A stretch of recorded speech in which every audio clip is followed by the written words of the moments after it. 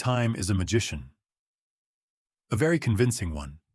It waves its wand, and suddenly there's a before and an after, a then and a now.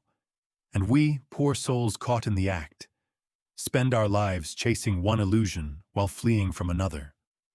We call it progress. We call it aging. We call it destiny. But really, it's just the play of a timeless moment pretending to move. You see, time is not something that happens to us. It's something we do. Like walking or breathing or dreaming, it's an activity of consciousness. The mind chops up eternity into bite-sized pieces so it can chew on them one at a time. It says, this was the past. This is the present. That will be the future. But if you look closely, very closely, you'll see there's no line dividing one from the other, just as there's no edge where the sea stops and the sky begins. And yet, we've built our whole sense of identity around this phantom movement of time. We think of ourselves as travelers. I was born, I grew up, I became this, I will become that. We imagine a line stretching from cradle to coffin, and we place ourselves somewhere along it. Always a little behind where we wish to be. Always a little ahead of where we belong. That's the trick, the grand illusion. The self and time, two halves of the same mirage. For the self cannot exist without a story, and a story cannot exist without time. And so, the moment you think you are someone, you are already caught in the clock's spell. Have you noticed how clocks have no rest? They never pause to ask where they're going. Tick, tock, an endless heartbeat of measurement. We've come to believe that their rhythm is the rhythm of reality itself. We even measure our worth in hours, our value in years, our love in anniversaries. But the clock's time and life's time are not the same. The clock measures motion. Life is motion. When you look at a tree, it doesn't grow in hours. It unfolds. When you fall in love, it doesn't happen in seconds. It happens in eternity. Because every real experience, every genuine moment of being, has no clock in it. When you are truly alive, you have no idea what time it is, and you don't care. That's when life is lived directly, without translation, without tick marks. But somewhere along the way, we began to mistake the map for the territory. We began to believe that time was not a way of seeing, but a thing in itself. And that belief has haunted us ever since. It made us hurry. It made us anxious. It made us forget that nothing real is ever rushing. Even the stars take billions of years to blink. And so, humanity invented the race against time. A race no one has ever won. Because how can you outrun a shadow that moves as you move? The funny thing is, if you truly stop, you'll notice that time stops with you. Not in the sense that the clock hands freeze, but that they no longer matter. For in that stillness, you begin to see that every tick and every talk was just a sound in the silence. A sound that never actually disturbed it. When you sit quietly and the noise of thought begins to fade, time begins to dissolve. Minutes stretch, seconds vanish, and what's left is something you can't measure. A kind of spacious presence. That's the true nature of eternity. It's not endless time. It's timelessness. The eternal isn't what lasts forever. It's what doesn't need to last at all. But we rarely let ourselves live there. We're obsessed with the story of before and after. We say, one day I'll find peace, or someday I'll be happy. But that one day never arrives, because it's always scheduled for tomorrow. Tomorrow, the most popular escape from today. The great postponement of life. We think the future will bring the completion of what we are missing now. We say, once I get there, I'll finally arrive. But where is there? Every time we arrive, it becomes here, and the search begins again. The trickster called time has moved the goalpost while we weren't looking. The truth is, There's no arrival because there's no journey. Life isn't going anywhere. It's not a line. It's a circle. Or better yet, a song. The melody only makes sense while it's being played. There's no final chord that completes it. The beauty is in the playing itself. We've been taught that beginnings and endings define reality. But what if beginnings and endings are merely points we draw in the flow of what never began and never ends? When a wave rises from the sea, we say it started. When it falls back, we say it ended. But did it ever leave the ocean? Was it ever separate? Likewise, when you were born, the universe didn't create you out of nothing. It simply began waving in your shape. And when you die, it won't destroy you. It will only change the pattern, the rhythm, the dance. The ocean will still be waving, just not as you. And perhaps that's not a loss at all. It's a continuation beyond the idea of continuation. You see, the fear of time is the fear of death. We are haunted by the thought that one day this story will end, that the pages will run out. And so we rush to fill them with meaning, with accomplishments, with memories, as if eternity could be ensured by accumulation. We try to capture life like tourists taking photos of sunsets, forgetting that the picture will never be the light itself. But what if death isn't the end? What if it's the same kind of illusion as the ticking clock, a way the mind marks what it can't comprehend? What if the one who is born and the one who dies are simply the same reality, playing hide and seek with itself? We are like actors in a cosmic play who've forgotten it's a play. We take the stage so seriously that we tremble when the curtain falls. But the actor who knows it's a performance doesn't fear the end of the scene. He bows, smiles, and returns to the wings, ready for the next act. So perhaps time is the theater itself, the space in which existence appears, performs, and disappears. It's the magician's hat from which all rabbits emerge and into which they vanish again. And we, the audience, gasp and applaud, never realizing that we are both the rabbit and the hat. When you see that, the panic of passing time loses its bite. Aging becomes like autumn, a natural ripening, not a tragedy. Moments no longer flee from you. They simply pass through you, like wind through leaves, each whispering, "You were never separate from the breeze." Have you noticed how we never actually meet time directly? We only meet our thoughts about it, the memory of what was and the imagination of what might be. But both are made of the same material, mind stuff, dreams, echoes of the present moment pretending to be somewhere else. When you remember something, what is happening? A flicker of images, sensations, perhaps a scent or a sound arises now. Not then, now. And when you imagine the future, you do the very same thing. You picture it, feel it, build it in this same awareness. So past and future are not there. They are here, appearing as ideas in the present.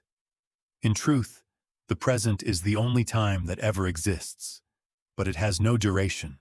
It doesn't stand still long enough to be caught. The moment you try to grab it, it's already changed, not because it moved, but because you did. The mind wants a foothold in eternity. It wants to anchor the river with words, to label each ripple, to declare, this is where I was happy. This is when I lost something. This is who I used to be. And yet the river keeps flowing, and every label eventually dissolves. That's why memory is both beautiful and treacherous. It gives us the illusion of continuity, a narrative we can call me. But look deeply, and you'll find no fixed person running through it all. Just a stream of experiences, thoughts, feelings, names, and roles, none of which stay, none of which define you. You were never the traveler in time. You were always the landscape through which the river of moments flowed. It's funny how we talk about spending time, as if it were money. We say, I don't want to waste it. I wish I had more of it. Time is precious. But if you can't save it, can't store it, can't even hold it for a second, what kind of possession is that? Time, in truth, owns you. But even that isn't quite right, because there's no you apart from time to be owned. It's all one movement, consciousness flowing through itself, like the sea through the shape of a wave. And yet, most of our suffering comes from fighting this current. We resist change. We fear endings. We mourn what's already gone. We try to freeze the dance of life and call it security. But what we call security is just the refusal to move with the flow. And the refusal to flow is the root of fear. So many of us say, I wish I could stop time. But if time stopped, so would we. There would be no music, no laughter, no heartbeat. Life is time moving, rhythm, pulse, motion. Without it, there would be nothing at all, not even silence.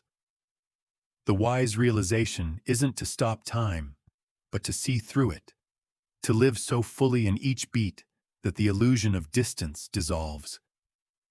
When you are absorbed in the music, you don't ask how many bars are left. When you are truly in love, you don't ask how long it will last. When you are fully alive, you don't ask, what's next? You simply are the moment itself, unmeasured, unrepeatable, whole. And maybe that's what freedom truly is. Not freedom from time, but freedom in it. To dance with it, not resist it. To let the seconds fall like raindrops and not try to catch them, just to feel them on your skin and smile. Because time isn't chasing you. You are the one running from yourself. When you stop running, time has no place to go. It folds back into presence. And presence, you see, is the only reality that ever was. It's the still point of a turning world, where eternity and impermanence meet and embrace like old friends.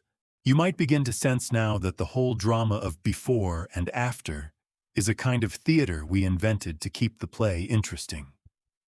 Because imagine for a moment that you remembered everything, every breath, every thought, every star that ever burned, all at once. It would be unbearable. The beauty of life is not in its permanence, but in its forgetting. We forget so we can rediscover. We lose so we can love again. We die so we can be reborn. And in that rhythm of appearance and disappearance, existence breathes. Time is that breath. Inhale, birth. Exhale, death. The universe has been breathing like this for eons, and you are one of its breaths, taking form for a while, moving through laughter and tears, through longing and surrender, before dissolving back into what never left. It's a magnificent masquerade, the one pretending to be many, the timeless playing the game of time. Once you see that, even your regrets begin to soften. You realize you never really made a mistake. Every detour, every delay, every heartbreak was part of the dance. Life's way of exploring its own infinite possibilities. You couldn't have done it differently, because you didn't do it at all. It was the whole universe, moving as you, testing one more way to know itself through the illusion of time. That's why forgiveness becomes effortless when you awaken to this. You see that the past is not something you can fix, because it isn't there. It's a pattern of memory still echoing in the now. And when you meet it with awareness, it transforms. The ghost becomes the guide. The wound becomes the teacher. And the ticking of the clock becomes the sound of grace unfolding. Even our obsession with the future, that restless urge to know what's coming, is just another disguise for fear. We think knowing will save us. We think control will make us safe. But you can't predict the dance of life any more than you can predict the next wave in the sea. And if you could, it would stop being beautiful. The unknown is not your enemy. It's the freshness of being. It's how the universe keeps itself awake. When you stop trying to map the river, you begin to feel it. You start to notice the ripples, the glimmers, the eddies, the laughter of the water against stone. And then time no longer frightens you, because you've discovered that you were never floating down the river. You are the river. That's the trick time plays, and the revelation hidden inside it. You are not the one watching life unfold across time. You are life unfolding. And when that becomes clear, the entire meaning of past and future changes. They're not destinations or traps. They're expressions of the same eternal now, viewed from different angles of memory and imagination. So there's no need to hold on to anything. No need to rush. No need to save yourself from the passing of days. Because nothing is passing. It's all the same movement, endlessly renewing itself. When the wave crashes, the ocean doesn't mourn. It simply becomes another wave. And when the sun sets, the sky doesn't die. It just changes its costume and continues the play. And maybe, just maybe, the whole secret of peace lies in remembering that the play was never meant to be solved. It was meant to be enjoyed. That's what eternity is doing right now, as you. Laughing through your eyes, wondering through your heart, forgetting and remembering again and again, just to see how it feels. So if time is the trick we play on ourselves, the question is, who is this ourselves? Who is the one caught in the game? And who is the one dreaming it? Look closely, and you'll find that every attempt to locate the me that moves through time leads only to another thought, another memory, another image, like chasing a shadow in the fog. You turn toward it, and it vanishes into mist. Because the one who seeks to find the self in time is itself a creature of time. And when time disappears, so does the seeker. That's the quiet secret behind all awakening. There was never anyone to wake up. There was only the timeless recognizing its own disguise. The ocean suddenly realizing it was never the wave it pretended to be. The silence remembering that it had been singing all along. You see, eternity isn't somewhere far away. It's not a future reward for good behavior. It's the space between your breaths right now. It's the stillness that holds every sound, the emptiness that allows every form. And when you stop measuring it, stop naming it, stop chasing it, it blooms. It reveals itself as the very thing that was looking. When you truly taste this, the fear of passing time melts, because you no longer stand in time. Time stands in you. The hours and years, the births and deaths, the rising and falling of civilizations. They move through you like wind through an open field. And though the grass bends, the field remains. This is what gives everything its tenderness. Because even though you know the play is illusion, you still weep at its beauty. You still hold a hand, watch a sunset, hear a song, and feel the ache of it all. And that ache is sacred. It's how the infinite touches the finite. How the timeless feels what it's like to vanish for a while. When you stop trying to escape the rhythm, you begin to dance with it. The ticking of the clock becomes music. The wrinkles on your face become calligraphy written by the universe itself. Every passing season becomes a gesture of love, a reminder that nothing is ever lost, only transformed. You begin to live not for some imagined future, but for the exquisite unfolding of now. Each breath a birth, each sigh a death, each heartbeat the entire cosmos pulsing through you. And you realize you were never moving toward life. Life was always moving as you. This is what it means to see through the trick. Not to destroy time, not to transcend it, but to play it consciously. To laugh when it races, to rest when it slows. To know that the past is memory dancing in the present, and the future is possibility shimmering on its edge. Both illusions, both divine. And when your story draws to a close, when the body returns to dust, there will be no panic, no loss. Because the same silence that was here before you were born will welcome you home. The same silence that never left, that only dreamed it was ticking. So let the clocks keep turning. Let the sun rise and fall. Let the days blur and the years fold into each other. None of it can touch what you are, because what you are has never moved. It's the space in which the stars spin, the awareness in which time itself appears and disappears like a ripple on glass. And to know that, not as an idea, but as a felt truth, is to wake up from the oldest dream of all. So here we are, at the end that isn't an end. The trick revealed, the magician smiling. You are both the watcher and the watched, both the ticking and the stillness between ticks. The play goes on, and you are free to laugh, because you've seen through it. And when you smile at the clock smiles back. Because now, at last, you know its secret. Time was never your enemy. It was your reflection, your own divine game of hide and seek. And you've just found yourself,